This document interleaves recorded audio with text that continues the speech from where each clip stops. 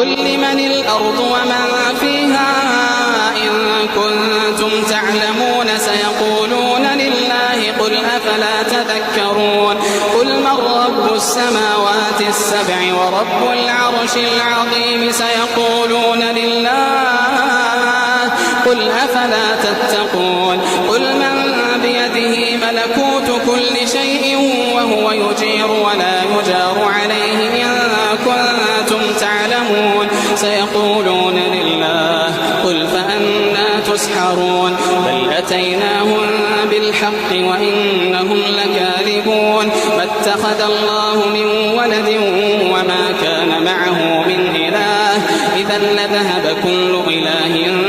بما خلق ولعلى بعضهم على بعض سبحان الله عما يصفون عالم الغيب والشهادة فتعالى